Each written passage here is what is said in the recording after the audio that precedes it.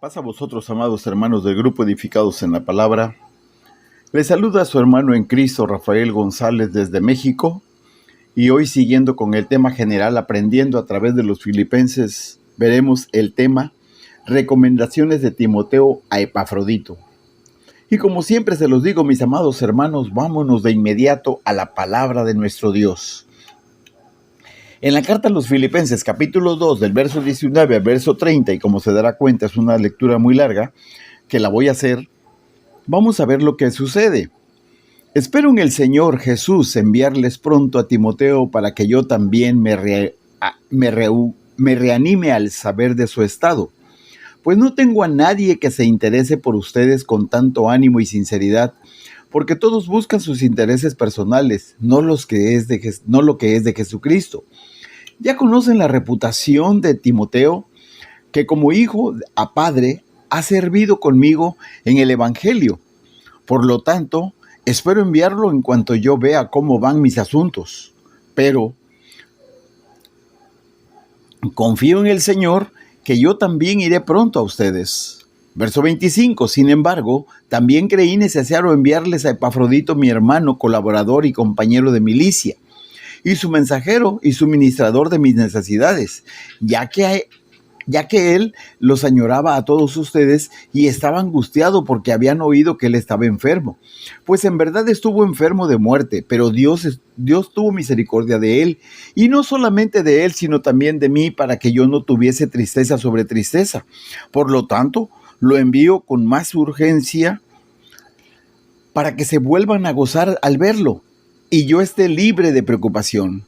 Recíbanlo pues en el Señor con todo gozo y tengan en alta estima a hombres como él, porque a causa de la obra de Cristo estuvo cercano a la muerte, arriesgando su vida para completar lo que faltaba en el servicio de ustedes a mi favor.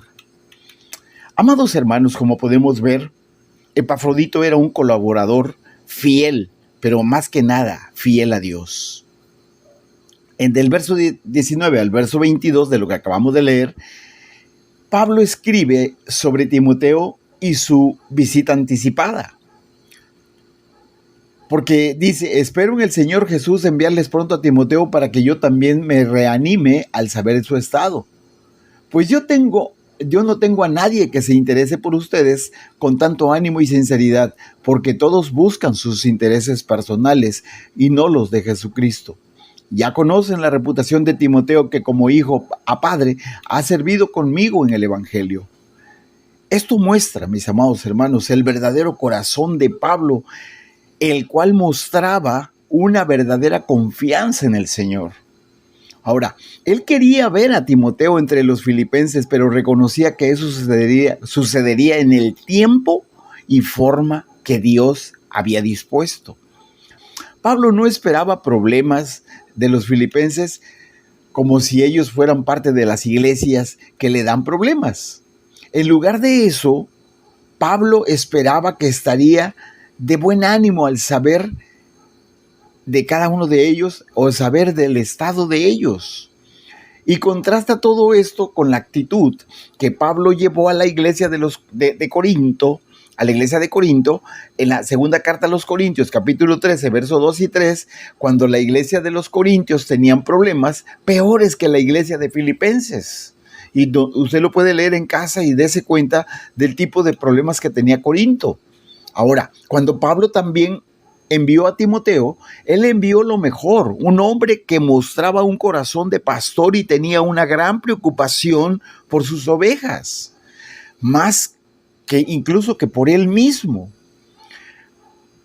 En esta ocasión, Pablo reconoció lo raro que era encontrar este tipo de corazón cuando él observaba que todos buscaban lo suyo propio, no lo que es de Cristo Jesús, algo muy común en nuestro tiempo. Mucha gente quiere predicar a Jesucristo con intereses personales, con el fin de enriquecerse, en fin. Vamos a dejar eso de lado, pero sí es importante que nosotros veamos lo que está pasando en esa lectura, en esto que estamos hablando, porque Pablo repite su deseo de ir a los filipenses en persona y no solamente enviar a Timoteo.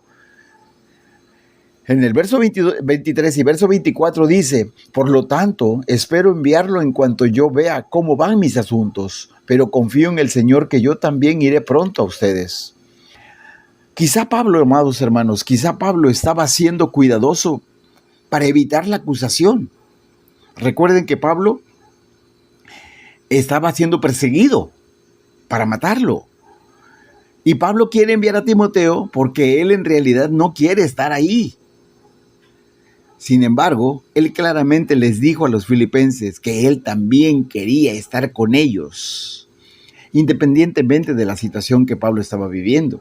Porque Pablo escribe sobre Epafrodito y de su ida a los filipenses para que ellos estuvieran tranquilos. Verso 25 y verso 26 dice: sin embargo, también creí necesario enviarles a Epafrodito, mi hermano, colaborador y compañero de milicia, y su mensajero y suministrador de mis necesidades, ya que él añoraba a todos ustedes y estaba angustiado porque habían oído que él estaba enfermo.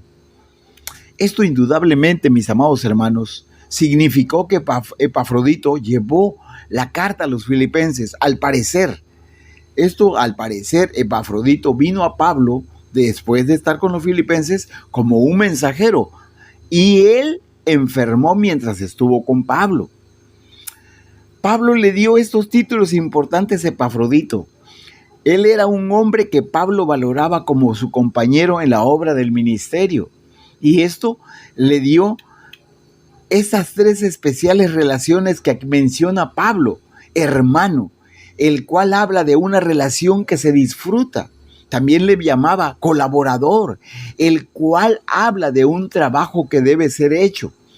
Compañero de milicia o soldado, el cual habla de una batalla que se debe de luchar.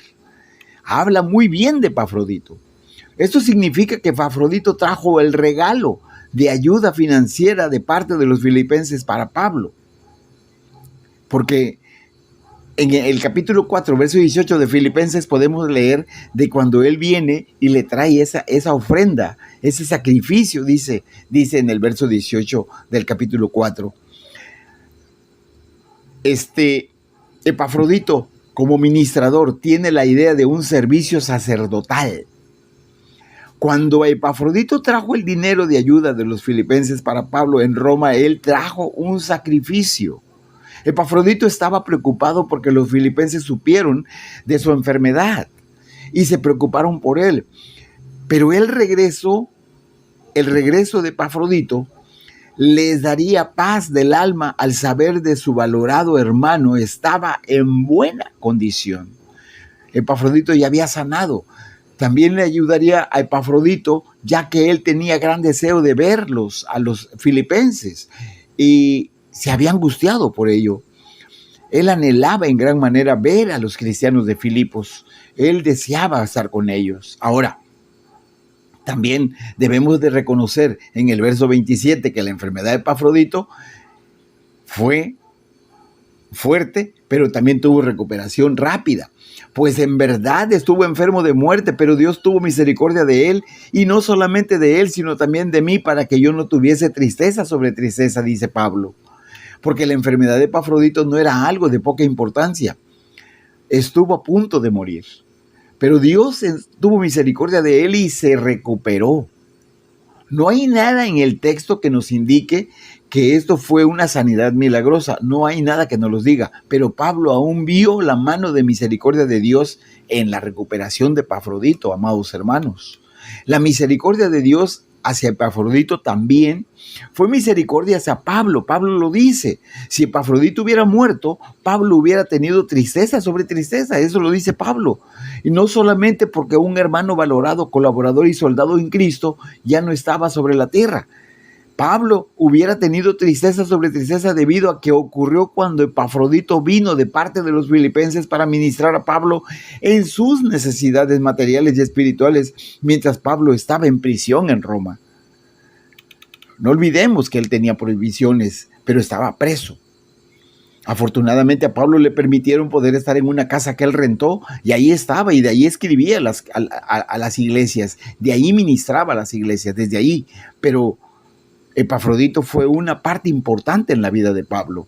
Ahora, en el verso 28 Y hasta el verso 30 dice así: por lo tanto lo envió con más urgencia para que se vuelvan a gozar al verlo y yo esté libre de preocupación.